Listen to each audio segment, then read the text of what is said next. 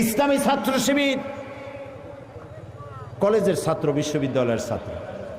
আমাদের দেশে school college বিশ্ববিদ্যালয়ে যেসব ছেলেমেয়েরা পড়াশোনা করে, ওরা কি মঙ্গল গ্রহে থেকে আসছে না আমাদের ছেলেমেয়ে? বলেন কাদের? আমাদের ছেলেমেয়ে। কিন্তু বিশ্ববিদ্যালয় থেকে আমরা যে ধরনের ছাত্র আশা করি সেরকম ছাত্র কি বেরোচ্ছে? সেরকম বেরোচ্ছে না। অর্থাৎ কেউ সন্ত্রাসী হচ্ছে, কেউ মাস্তান হচ্ছে, কেউ চাঁদাবাজ হচ্ছে। দোষ তো আমাদের ছেলেদের না, দোষ হচ্ছে সিস্টেম অফ এডুকেশন, লেখাপড়া শিক্ষা পদ্ধতির দোষ। এই যে দেখুন, এতক্ষণ যা বললাম, কথা তো বোঝা লাগবে আপনাদের, নাকি বোঝা লাগবে না? এতক্ষণ যে কথাগুলি বললাম, এই রসুলের জীবনী যদি কলেজ বিশ্ববিদ্যালয়গুলি পড়ানো হতো তাহলে আমাদের ছেলেগুলি ভালো হইতো কিনা বলেন? এই কোরআন শরীফ ক্লাস 1 থেকে শুরু করে মাস্টার ডিগ্রি পর্যন্ত যদি কোরআন শরীফ শিখানো হইতো, বাধ্যতামূলক অর্থ এবং ব্যাখ্যা সহকারে যদি শিখানো হতো, তাহলে ভালো ভালো ছেলেপেলে হইতো না? কি বলেন, হতো না? এই শিবিরের কাছে যাতে আসতে না পারে সেই জন্য বলা হয় হাত কাটা রক কাটা। কার রক কাটছে দেখান। আমি তো চ্যালেঞ্জ করেছি, শিবির কার ছেলের কোন বিশ্ববিদ্যালয় কোথায় কার রক কেটেছে যদি প্রমাণ করতে পারো, শিবিরের পক্ষে একটি কথাও আমি বলবো না। কাজী বাজে কথা বলে কোনো লাভ নাই। এই সব কথা বলে ইসলামী আন্দোলনকে ঠেকানো যাবে না। ঠেকানো যাবে যাবে না। যতই এই যে 15 দল 20 দল 22 দল একসাথে হচ্ছে না ভাই, বড় বড় এক একটা শূন্য, 0 + 0 + 0 + 0 from Khulna to Dhaka equal to কত? একটা বিগ জিরো। এই সব বামেদের নেতারা, যত নেতা আছে, আমি চ্যালেঞ্জ করলাম, নিজের জন্মভূমিতেও যদি দাঁড়ায় 100% জামানত বাজেয়াপ্ত হবে, একটাও পার্লামেন্টের সদস্য হতে পারবে না। কাজী এগুলি নিয়ে দল করিয়া, বড় বড় দল দেখাইয়া ইসলামের বিরুদ্ধে কথা বলিয়া কোনো পার পাওয়া যাবে না ইনশাআল্লাহ। বলেন ইনশাআল্লাহ। মানুষকে চরিত্রবান বানাতে হবে। সেই চরিত্রবান বানায় কোরআন। চরিত্রবান বানায় কিসে? কোরআনে বানায়। মাদ্রাসার শিক্ষা আর বিশ্ববিদ্যালয়ের শিক্ষা, দুই শিক্ষা এক না। এই জন্য আমি বলে থাকি, আপনারা লক্ষ্য করে দেখবেন, মাদ্রাসায় যারা পড়াশোনা করে অপরাধ প্রবণতা সেখানে কম। এটা ঠিক কিনা বলেন? অপরাধ প্রবণতা কম কোথায়? আমি একথা বলবো না যে মাদ্রাসায় যারা পড়ে তারা ফেরেশতা, আমি তা বলবো না। অপেক্ষাকৃত সব থেকে ভালো হয় কোথায় বলেন? একটা প্রমাণ দেই। আপনারা যদি হাঁটাহাঁটি করেন তাহলে আমার পক্ষে কথা বলা মুশকিল। প্রিয় ভাই সব, বাংলাদেশে 460টা থানা আছে, 460টা উপজেলা আছে। প্রত্যেকটি উপজেলায়, থানায় ওই এলাকার গুন্ডা, বদমাইশ, চোর, ডাকাতদের লিস্ট আছে না নাই? বলেন আছে কিনা? এই খুলনা কোতোয়ালি থানা আছে না একটা, ফুলতলা থানা আছে, সোনাডাঙ্গা থানা আছে, রূপসা থানা আছে, আছে না? এখানে একটু যাইয়া ওসি সাহেবকে বলবেন না, থানার চোর, ডাকাত, বদমাইশ, মাস্তান, সাদাবাজ, খুনি, ওদের একটা লিস্ট আমাদের দেখান। এবার লিস্ট সামনে নিয়ে দেখেন ওখানে কয়জন মৌলানার নাম আছে, কয়জন পীর সাহেবের নাম আছে, কয়জন মসজিদের ইমামের নাম আছে, কয়জন মাদ্রাসার শিক্ষকের নাম আছে। এই কথাগুলি কি মাথায় ঢোকে? বুঝতে পারেন? আচ্ছা, জেলখানা আছে না বাংলাদেশের সব জায়গায়? জেলারের কাছে যান এবং লিস্ট তালাশ করেন, ওখানে লিস্টটা হাতে নেন। মাদ্রাসায় শিক্ষিত লোক জেলখানায় কয়েদি বেশি না কলেজ বিশ্ববিদ্যালয়ে যারা বলেছে তারা বেশি? তাহলে মানুষ তো লাভের দিকে বেশি যায়। আপনারা কি লাভে যাবেন না নোকসানে যাবেন? কোনটায় যাবেন? লাভের দিকে যেতে চান কারা? দেখি তো লাভ চান কারা কারা? ও মাশাআল্লাহ, কি এর লাভ তা বোঝার আগেই হাত উঁচু করে ফেলেছেন। আচ্ছা, হাত নামান। মানুষ লাভের দিকে ঝোঁক প্রবণতা থাকে বেশি, নোকসানের দিকে কেউ যাইতে চায় না। এটাই তো ঠিক কথা। এখন যেটা বলবো সেটা কোরআনও না, হাদিসও না, এটি রূপক কথা। কিয়ামতের দিন এক ব্যক্তিকে উপস্থিত করা হবে, এক ব্যবসায়ী। তারে ফেরেশতা বলবে, ব্যবসায়ী, তুমি যে আমল করেছো দুনিয়ায়, পাপ আর পুণ্য দুটো সমান সমান হয়ে গেছে, এখন তুমিই বলো কোথায় যাবা, বেহেশতে যাবা না দোজখে যাবা? ব্যবসায়ী বলতেছে, ভাই ফেরেশতা, আমি তো ব্যবসায়ী মানুষ, বেহেশতও চিনি না দোজখও চিনি না, যেখানে গেলে আমার 2 টাকা লাভ হয় ওইখানে আমার পাঠায়। মানুষেরা লাভের প্রতি ঝোঁক প্রবণতা এটা বেশি। আপনারা হাত তুলেছেন না বুঝে, তুললেও ঠিকই তুলেছেন। লাভ আমরা চাই। আমরা কি চাই? এই লাভের কথা কোরআন শরীফে আল্লাহ বলেছেন, ইয়া আইয়ুহাল্লাযীনা আমানু হাল আদুল্লুকুম আলা তিজারাতিন তুনজিকুম মিন আযাবিন আলিম। এমন একটা ব্যবসা কি বলবো না যে ব্যবসায় তোমাদেরকে লাভবান করবে, একেবারে কঠিন শাস্তি থেকে বাঁচায় দেবে? আল্লাহ নিজেও ব্যবসার কথা বলেছেন। প্রিয় ভাই সব, লাভ হলো আমাদের ছেলে মেয়ে, আমাদের ভবিষ্যৎ। আমাদের ভবিষ্যৎ হলো আমাদের সন্তান। এই সন্তানগুলি যদি ভালো হয় তাহলে আমার কিসমত ভালো, সন্তান যদি খারাপ হয় কপাল পোড়া। কতটা ভালো হইতো যদি আমরা মরে যেতাম আর আমাদের কবরের, আমাদের জানাজার লাশের সামনে এসে দাঁড়ায় যেত আমার ছেলে জানাজার ইমামতি করার জন্য। শুনতে কেমন লাগে? খারাপ লাগে না ভালো লাগে? কাবা শরীফের মসজিদে হারামের ইমামের তেলাওয়াত শুনেছেন নিশ্চয়ই আপনারা। ফজিলাতুল শেখ আব্দুর রহমান আস-সুদাইস, সুবহানাল্লাহ, কি তেলাওয়াত! কারে কয় তেলাওয়াত! মানুষ পাগল হয়ে যায় তেলাওয়াত শুনে। তবে যেমন তেমন ইমাম না, ওনারা পূর্ণ ফুল মিনিস্টার, একজন ক্যাবিনেট মিনিস্টারের মর্যাদা রাখেন। কাবার ইমাম, ডক্টরেট ডিগ্রি হোল্ডার, বড় আলেম। মসজিদে নববী এবং কাবা শরীফে যে ইমাম, আমাদের দেশের 2-4 জন আলেম আছে কিনা তাদের সমকক্ষ আল্লাহই ভালো জানে, এত বড় আলেম। শেখ আব্দুর রহমান আস-সুদাইস, মা মারা গেছেন, কাবা শরীফের সামনে মায়ের লাশ, ছেলে জানাজা পড়তেছে, আল্লাহু আকবার। মুসল্লিদের মধ্যে কান্নার রোল পড়ে গিয়েছে। কি ভাগ্য এই মহিলার, কি সন্তান পেটে রেখেছে কাবার ইমাম! আল্লাহু আকবার। আল্লাহর দরবারে মঞ্জুর হয়ে যাবে।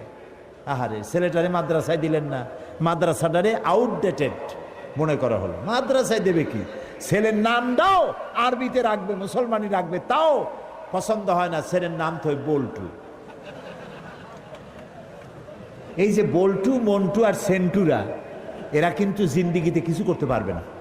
আপনি দেখেন, এইসব হাবিজাবি নামের লোক পৃথিবীতে কিছু করতে পারছে নাকি? খোঁজেন, খোঁজেন। আপনি নাম খারাপ রাখা আপনার ছেলের সাথে আপনি শত্রুতা করেছেন, আপনার মেয়ের সাথে শত্রুতা করেছেন। আর আকাশ হোসেন, বাতাস খাতুন, এইসব নাম হইল? বল্টু, মন্টু, ডবলু, ওবি, কপি, এগুলি নাম। আপনি কি কোনোদিন দেখছেন কোন অলিউল্লাহর নাম এরকম? হযরত মন্টু রহমতুল্লাহ আলাইহির মাজার। এখন ওয়াজ করবেন হযরত মাওলানা বল্টু সাহেব। কি আশ্চর্য! কেন এই নাম রাখেন? সাহাবীদের নাম পছন্দ হয় না? আলেম ওলামাদের নাম পছন্দ হয় না? কোরআন শরীফ দেখে দেখে ভালো ভালো নাম রাখবেন। আরবি নাম আলেমদের কাছে জিজ্ঞাসা করে অর্থবহ নাম রাখবেন। আর নিয়ত করবেন, আল্লাহ আমার ছেলেটারে হাফেজ বানাবো, আমার ছেলেটারে মাদ্রাসায় দেব। লাভ তো এখানে। কলেজ বিশ্ববিদ্যালয় পড়লে ওখানে শিখবে কি? অঙ্ক, ইংরেজি, geometry, mathematics, algebra, philosophy, modern science, computer ইত্যাদি। আর কিছু শিখলো না। কিন্তু মাদ্রাসায় যদি দেন, কম্পিউটার শিখবে, ম্যাথামেটিক্স শিখবে, অ্যালজেব্রা শিখবে, জিওমেট্রি শিখবে, ফিলসফি শিখবে, মডার্ন সায়েন্স শিখবে, প্লাস কোরআন হাদিস শিখবে। সুবহানাল্লাহ কোন! বোথ সাইড কমপ্লিট করলো। খারাপ হইল না ভালো হইল? তো লাভের দিকে যাইতে হলে তো এদিকে আসতে হয়। কলেজ বিশ্ববিদ্যালয়ের দোষ না। আমরা চাই শিক্ষা ব্যবস্থা এমন হোক, কলেজ থেকে যে বুয়েট থেকে যে ইঞ্জিনিয়ার বের হবে সে মুসলমান ইঞ্জিনিয়ার হবে। ওখান থেকে বের হয়ে ইঞ্জিনিয়ার হয়ে এসে রাস্তায় ফাঁকি দেবে না, ব্রিজে ফাঁকি দেবে না, বিল্ডিং এ ফাঁকি দেবে না, পকেট সমস্ত সিমেন্ট রড খাইয়া 1 বছরের মধ্যে ব্রিজ ভাঙ্গে জাহান্নামে চলে যাবে, এরকম হবে না। কথা পছন্দ হয় না, খারাপ লাগে? এইরকম ইঞ্জিনিয়ার আশা করি, এরকম উকিল আশা করি। এমন লেখাপড়া শিখবে কলেজে বিশ্ববিদ্যালয়, এমন উকিল বেরিয়ে আসবে যে মুসলমান উকিল হবে, ওখানে ওকালতি করবে, আবার মসজিদে ইমামতি করারও যোগ্যতা রাখবে। ডাক্তার হবে, মানুষের সাথে ভালো ব্যবহার করবে, বলবে আমি তোমার রুগীর কাছে গিয়ে বলবে আসসালামু আলাইকুম, আপনার অসুখ যা হয়েছে মন খারাপ করবেন না, আল্লাহ ভালো করে দিবেন, আপনি ভালো হবেন, নামাজটা পড়েন ঠিক মতো, শুয়ে পড়েন, বসে পড়েন, যেমনি পড়েন নামাজটা আদায় করেন।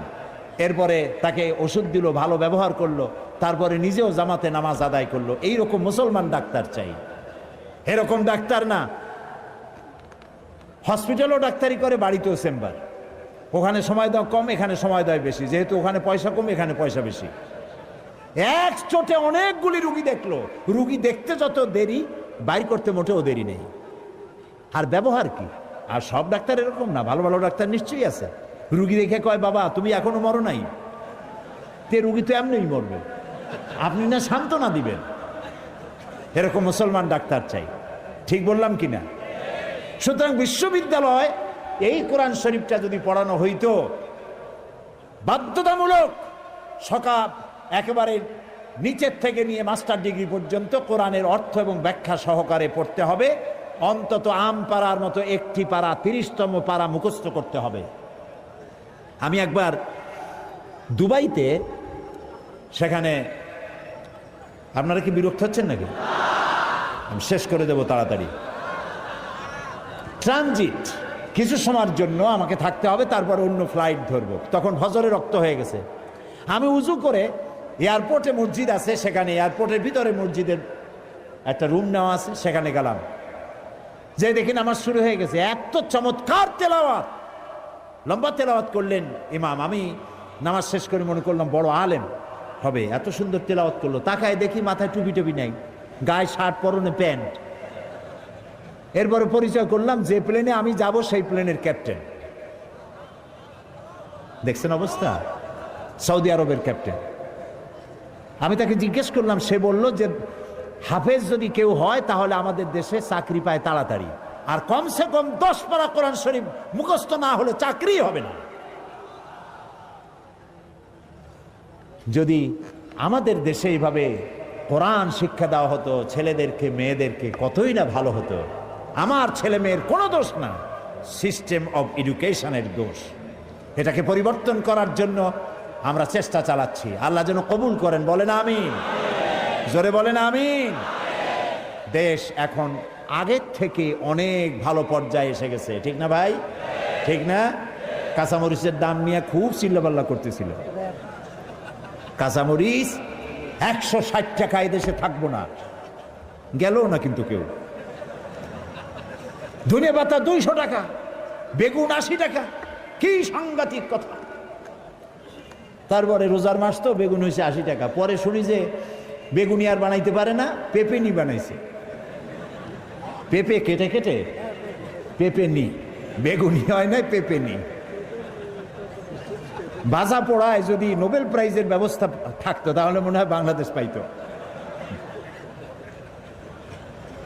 এখন যে মূলা 3 টাকা, গরুতেও খায় না, সে প্রশংসা কেউ করবে না। বন্যার কারণে, বৃষ্টির কারণে মালপত্রের দাম একটু বাড়তে পারে। তারপরে আল্লাহর মেহেরবানি, আইন শৃঙ্খলা পরিস্থিতি যতটা লস হয়েছিল তার থেকে অনেক বেশি গেইন করেছে ইনশাআল্লাহ। আলহামদুলিল্লাহ বলেন। বলা হচ্ছে, জি জি, মক্কা শরীফে মদিনা শরীফে দোয়া হয়েছে, র্যাবের জন্য বলতেছে।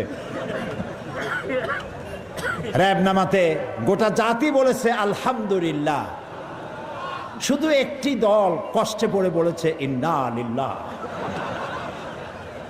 তাদের রাজনৈতিক কর্মীদের খুব অসুবিধা, বাইরে দিতে পারে না।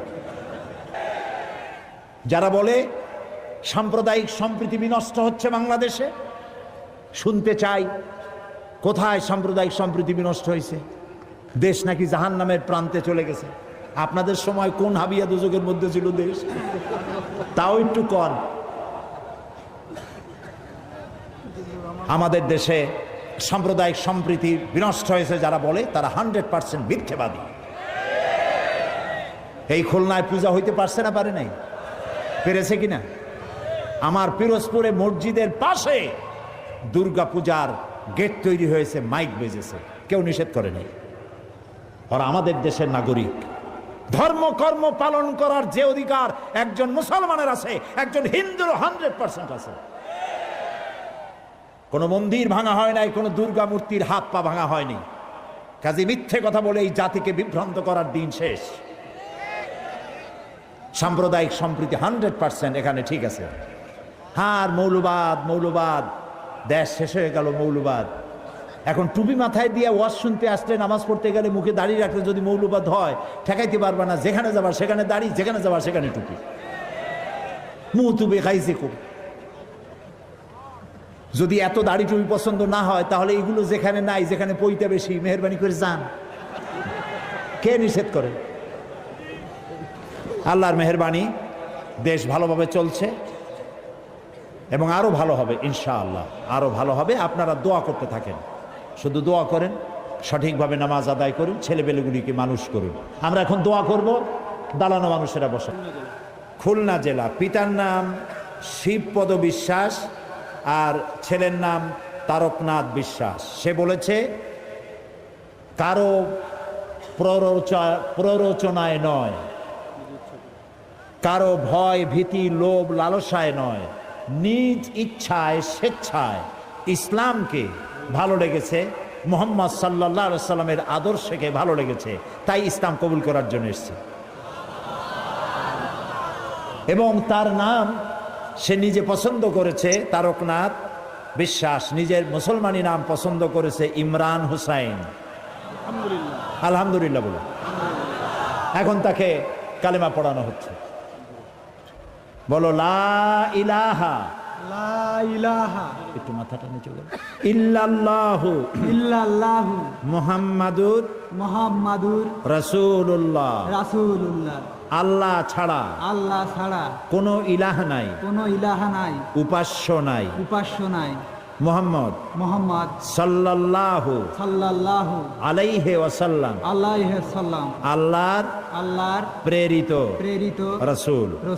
আশহাদু আন আশহাদু আন লা ইলাহা লা ইলাহা ইল্লাল্লাহু ইল্লাল্লাহু ওয়াহদাহু ওয়াহদাহু লা শারীকা লাহু লাহু ওয়া আশহাদু আন্না মুহাম্মাদান আবদুহু ওয়া রাসূলুহু। আমি সাক্ষ্য দিচ্ছি আল্লাহ ছাড়া কোনো ইলাহ নাই, মাবুদ নাই, উপাস্য নাই, তিনি এক, তিনি একক, তার কোনো অংশীদার নাই। আমি আরো সাক্ষ্য দিচ্ছি মুহাম্মদ সাল্লাল্লাহু আলাইহি ওয়াসাল্লাম আল্লাহর বান্দা এবং তার প্রেরিত রাসূল। এবার সবাইকে বলো আসসালামু আলাইকুম। সবাই জবাব দেন। এখন রাসূলের হাদিস অনুযায়ী বক্তব্য হচ্ছে এই যে আমরা যত লোক এখানে বসা আছি, ছোট্ট ছোট্ট কচি কচি মাসুম বেগুনা বাচ্চারা ছাড়া আমরা সবাই গুনাহগার। এই যুবকটি এখন নিষ্পাপ, বেগুনা। মা যেমন বাচ্চা প্রসব করে বেগুনা নিষ্পাপ, কালেমা পড়ার সাথে সাথে এই লোকটিকে আল্লাহ তাআলা সেইভাবে নিষ্পাপ করে দিয়েছে। আমি এই বিশাল জনসমুদ্রের পক্ষ থেকে আল্লাহর এই নিষ্পাপ বান্দার সাথে আলিঙ্গন করছি।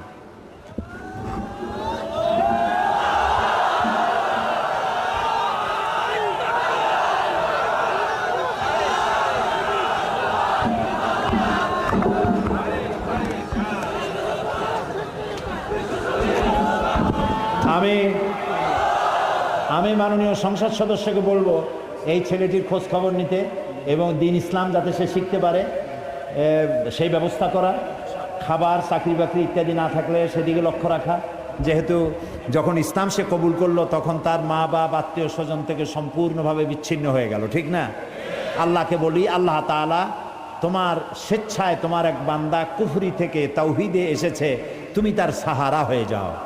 আল্লাহুম্মা আমিন। রব্বানা যালামনা আনফুসানা ওয়া ইন লাম তাগফির লানা ওয়া তারহামনা লানাকুনান্না মিনাল খাসিরিন। রব্বানা লা তুযিগ কুলুবানা বা'দা ইয হাদাইতানা ওয়া হাব লানা মিন লাদুনকা রাহমাতান ইন্নাকা আনতাল ওয়াহ্হাব।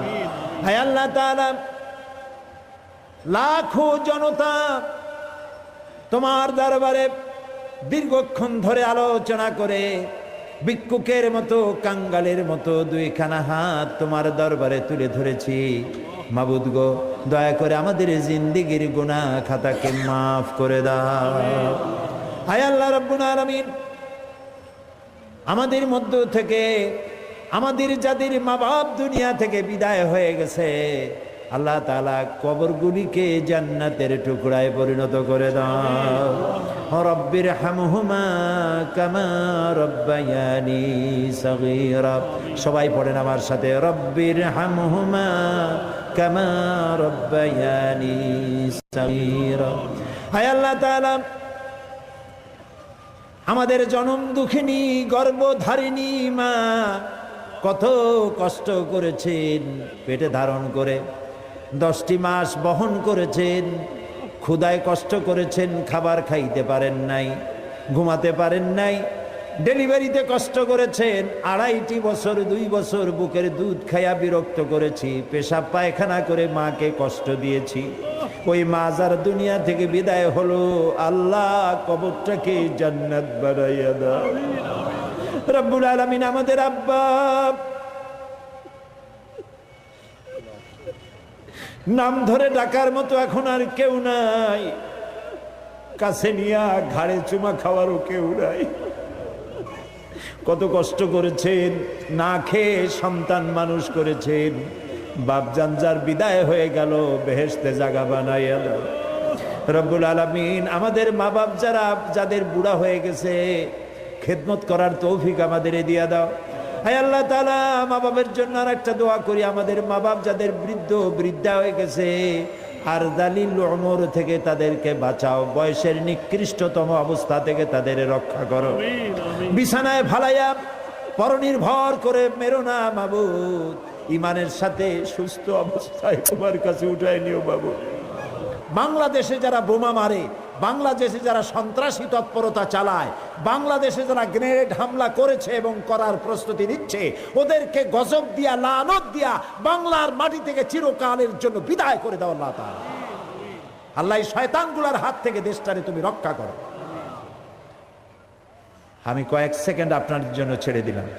মাথা নিচু করে, চক্ষু বন্ধ করে, যার যা বলার আছে বলেন। আল্লাহকে বলেন, আল্লাহ দোয়া কবুল করবেন ইনশাআল্লাহ।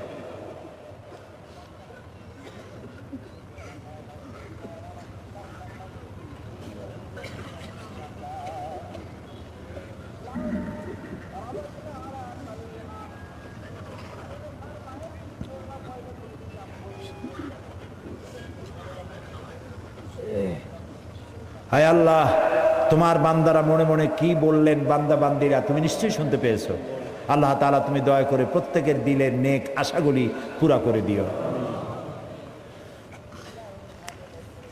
রব্বানা তাকাব্বাল মিন্না ইন্নাকা আনতাস সামিউল আলিম ওয়া তুব আলাইনা ইন্নাকা আনতাত তাওয়াবুর রহিম। সুবহানা রাব্বিকা রাব্বিল ইজ্জাতি আম্মা ইয়াসিফুন وسلام على المرسلين والحمد لله رب العالمين واجعل آخر كلامنا عند الموت لا إله إلا الله محمد رسول